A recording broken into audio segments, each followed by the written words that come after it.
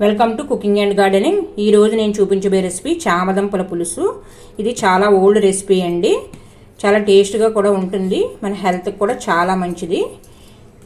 ఇది ఎలా తయారు చేసుకోవాలో వీడియోలోకి అయితే వెళ్ళిపోదామండి. చామదుంపల పులుసు తయారు చేసుకోవడానికి ముందుగా ఒక పావు కేజీ చామదుంపలను అయితే ఇలా 2 విజిల్స్తో ఉడకబెట్టుకొని మనం తొక్క తీసి ఒక పక్కన పెట్టుకోవాలండి.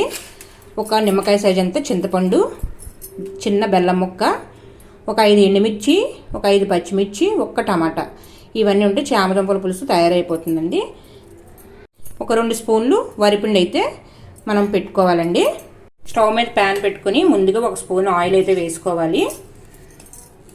ఇది కొంచెం వేడెక్కిన తర్వాత ఈ పోపులు అయితే ఇలా వేసుకోండి.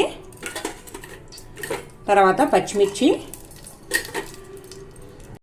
కొంచెం ఎండుమిర్చి, ఈ 2 కలిపి కొంచెం బాగా వేగించుకోవాలండి. పోపు బాగా వేగిన తర్వాత ఈ టమాటా కూడా ఇలా వేసుకోవాలి.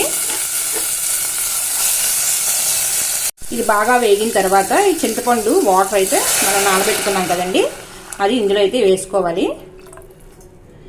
ఇది వేసుకున్న తర్వాత ఇందులో కొంచెం బెల్లం, కొంచెం సాల్ట్, కొంచెం పసుపు, ఇవన్నీ కూడా బాగా కలిపి ఒక పావు గంట సేపు మరగనివ్వాలి. చామదుంపలు ఉడకబెట్టుకున్నాం కాబట్టి పులుసు బేగా రెడీ అయిపోతుందండి. చూడండి, పులుసు బాగా మరిగిన తర్వాత ఈ చామదుంపలను అయితే మనం ఉడకబెట్టుకున్నాం కదా, ఇలా అయితే వేసుకోవాలి. మళ్ళీ ఒక 5 నిమిషాలు ఉంచుకుంటే సరిపోతుందండి. పులుసు బాగా మరిగిన తర్వాత చెక్కపడ్డం కోసం మనం 2 స్పూన్లు వరిపిండి అయితే ఇలా గిన్నెలో వేసుకొని అందులో కొంచెం వాటర్ అయితే వేసుకొని లాస్ట్లోని దించేసే ముందు మనం దీన్ని బాగా కలుపుకొని దీనికి బ్యాటర్ అయితే పెట్టాలండి పులుసుకి.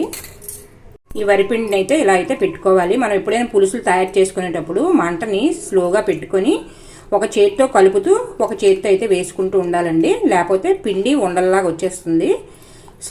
ఇలా స్లోగా తిప్పుకోండి, సరిపోతుంది. దీన్ని ఒక 5 నిమిషాలు ఉంచి దగ్గర పడిన తర్వాత మనకి పిండి సరిపోతుందో లేదో చూసుకొని దాన్ని బట్టి సరిపోకపోతే ఇంకొంచెం పిండిని అయితే యాడ్ చేసుకోండి. చిక్కగా అయిపోయింది అనుకోండి, కొంచెం వాటర్ అయితే యాడ్ చేసుకుంటే సరిపోతుందండి. ఉప్పు కారం కూడా మనం చూసి వేసుకోవచ్చు. ఇది చామదుంపలు ఇలా కాకుండా మనం డైరెక్ట్గా పులుసులో అయితే కొంచెం టైం అయితే పడుతుందండి. ఇలాగైతే మనకి ఒక 10 నిమిషాల్లో అయితే పులుసు రెడీ అయిపోతుంది. ఎంతో టేస్ట్గా కూడా ఉంటుందండి చామదుంపల పులుసు. అస్తమాను కూడా నేను తయారు చేసుకుంటూ ఉంటాను.